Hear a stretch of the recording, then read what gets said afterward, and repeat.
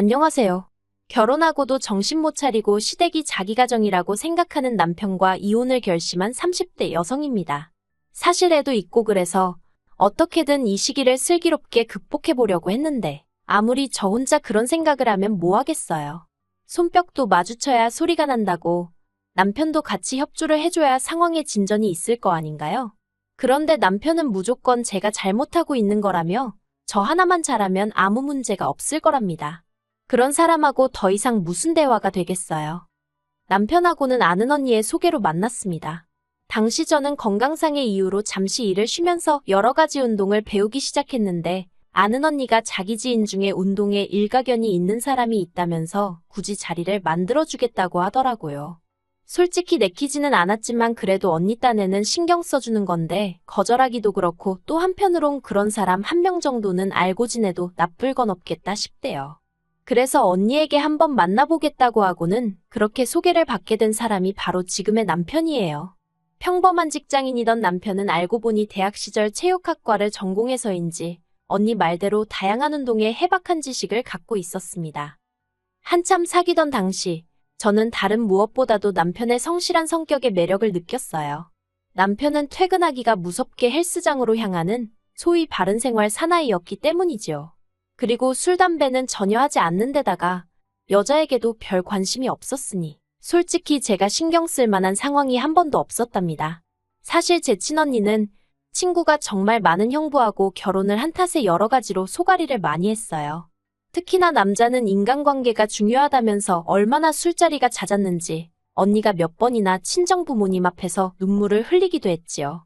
그래서 저는 절대로 술자리 좋아하는 남자는 만나지 않겠다고 다짐했는데 그런 면에서 남편은 정말 제 이상형에 가까운 사람이었네요.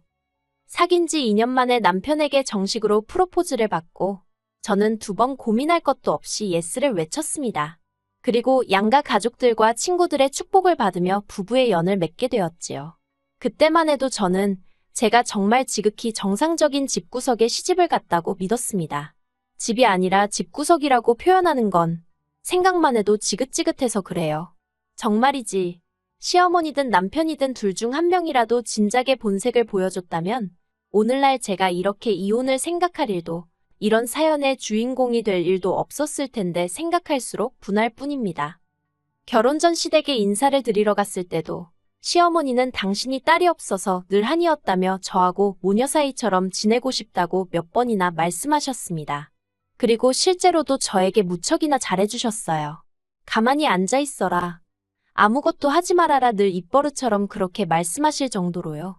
하지만 아무리 어머님이 그렇게 말씀하신들 결혼하겠다고 인사드리러 간 예비며느리가 어떻게 가만히 있었겠어요?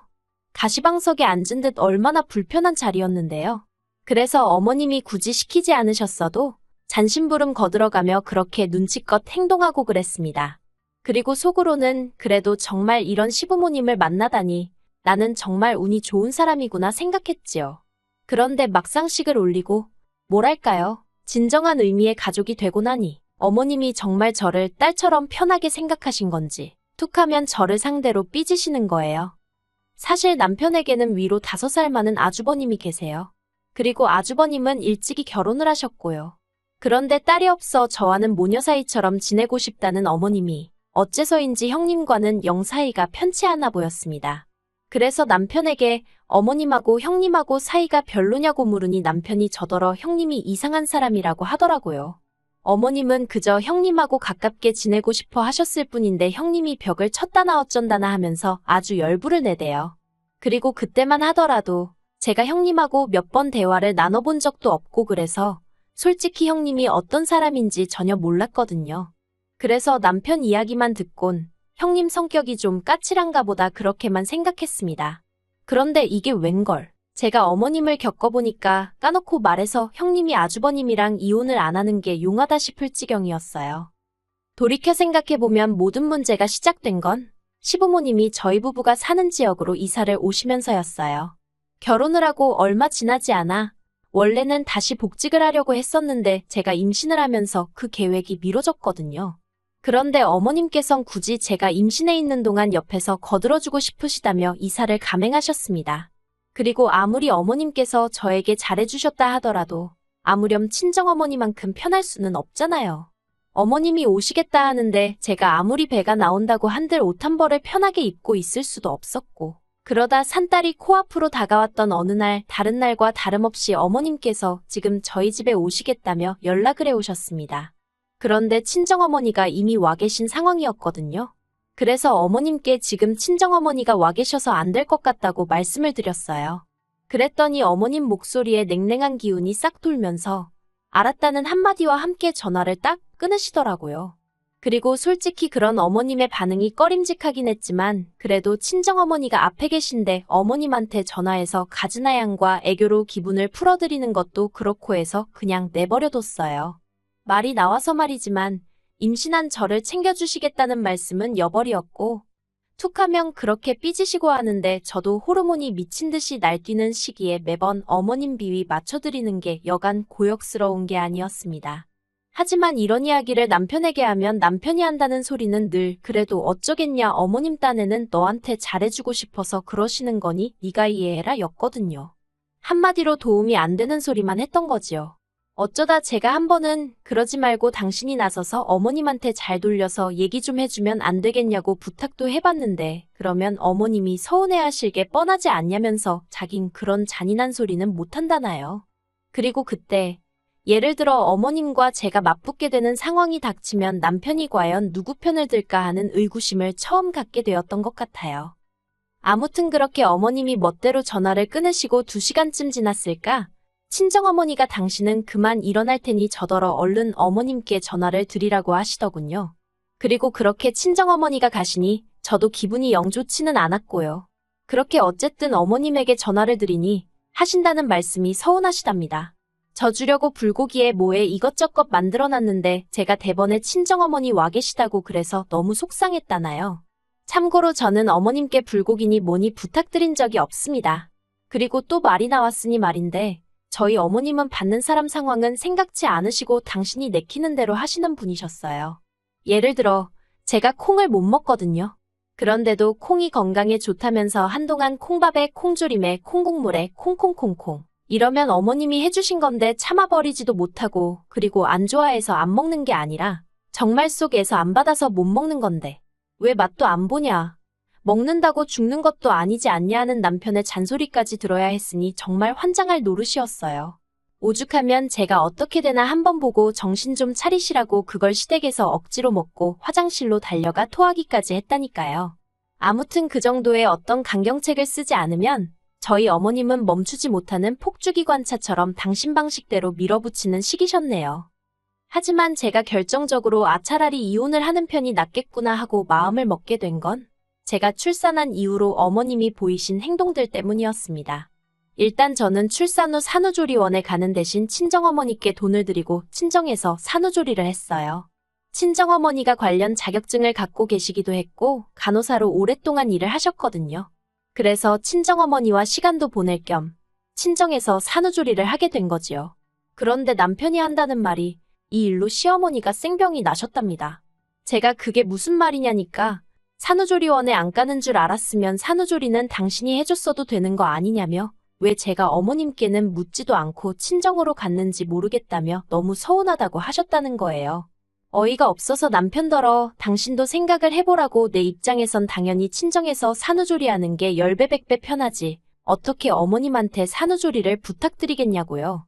그러자 남편이 제 말도 무슨 말인지는 알지만 그래도 말이라도 한번 물어봤으면 좋았을 것 같답니다.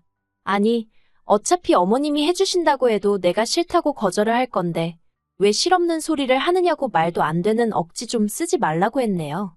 그런데도 끝까지 남편은 저더러 그러지 말고 그래도 어머님한테 전화 좀 드리고 죄송하다고 말이라도 하라나요. 제가 됐다고 사과할 일을 사과해야지 무슨 난 사과 안 한다고 기대하지 말라고 했어요. 그리고 그렇게 어머님이 일주일을 저 때문에 마음 상하셨다며 연락이 없으셨습니다. 솔직히 얼마나 편하던지 숨통이 트이는 기분이었네요. 그리고 이후로도 친정어머니에게 여러 가지로 도움을 받은 게 사실이에요. 친정에서 2주 정도 시간을 보내고 집으로 돌아왔지만 애를 처음 키워보니 실수투성일 수밖에 없었잖아요. 그러다 보니 반찬이니 뭐니 그런 거 할 시간도 전혀 없었고 무엇보다 잠을 못 자니까 환장하겠더라고요.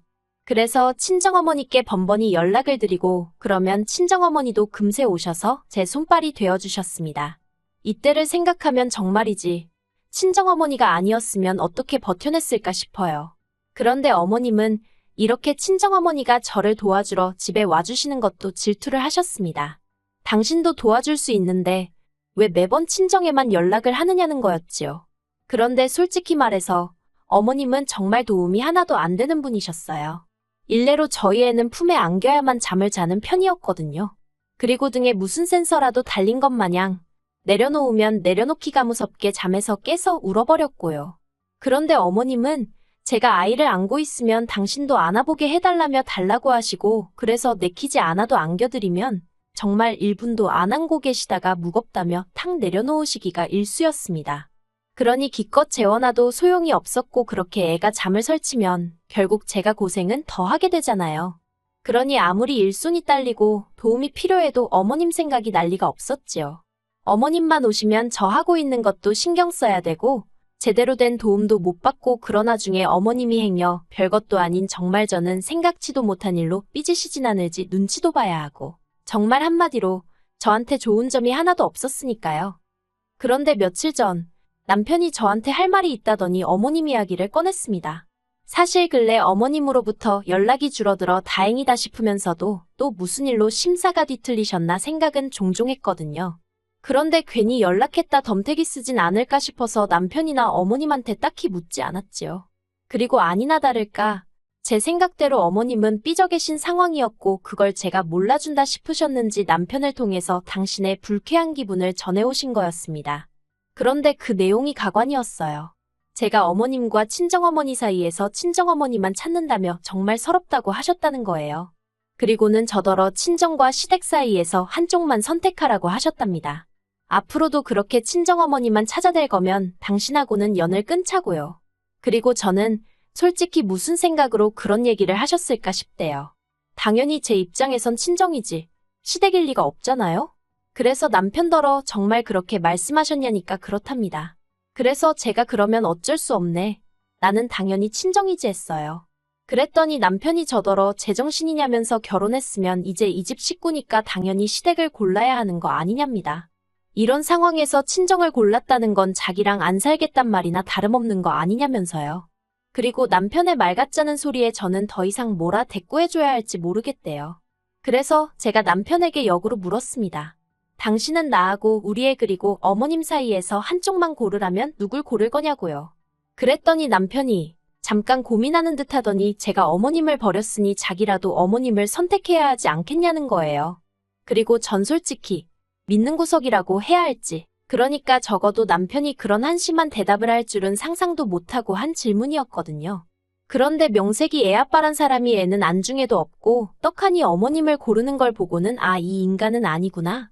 남편으로도 애아빠로도 안 될 사람이구나 싶대요. 그래서 제가 그럼 어쩔 수 없지 않겠냐고 가서 어머님이랑 알콩달콩 잘 살라고 했습니다. 나도 친정 가서 친정 부모님이랑 우리 애랑 같이 알콩달콩 살겠다고요. 그리고 정말 어디 가서 말하기도 어이없는 앞의 사연으로 저는 남편과 이혼을 결심하게 되었습니다. 저는 남편이 좋았던 이유가 성실한 성격도 있었지만 우직하다고 해야 할지 사람이 책임감이 있어 보여서 좋았거든요.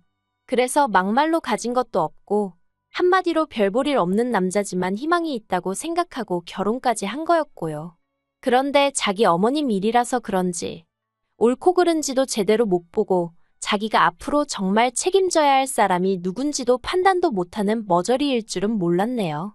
그래서 남편에게 이혼하자 했더니 저더러 제 심사가 꼬여서 이 지경이 된 거라며 지금이라도 시어머니께 앞으로는 친정어머니한테 하듯이 잘하겠다고 섭섭하게 해서 죄송하다고 사과만 하랍니다. 그러면 모든 게 제대로 돌아갈 수 있다면서요. 하지만 저는 그럴 생각도 절대 없고 변호사 사서 고부 갈등으로 이혼 소송을 할 생각이에요. 솔직히 막말로 어머님께 하지도 않은 잘못을 빌며 사과드린 게 하루 이틀 일이 아니고 그러니 한 번 더 한다고 크게 문제될 것도 없어요. 그렇지만 매번 이렇게 숙여드리다간 정말 제 팔자가 남아나질 않겠다 싶어서 지금이라도 아니다 싶은 이 선을 끊어내야 할 것 같습니다. 남들은 시어머니가 며느리랑 가까워지고 싶어서 그런 건데 며느리가 너무하다 할지도 모르겠어요. 하지만 시도 때도 없이 미친 여자 널뛰기 하듯 오르락내리락 하는 어머님 심사 맞춰드리는 거, 이게 얼마나 고역인지 안 해본 사람은 모를 겁니다. 어휴.